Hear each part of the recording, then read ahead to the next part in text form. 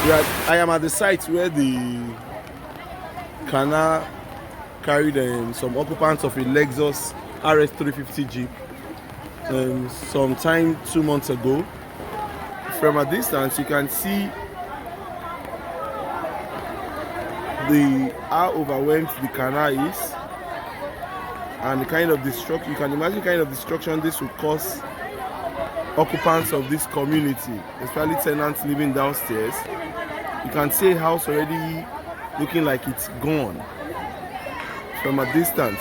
Now, moreover, since over 2 months, as I speak here, nothing has been done.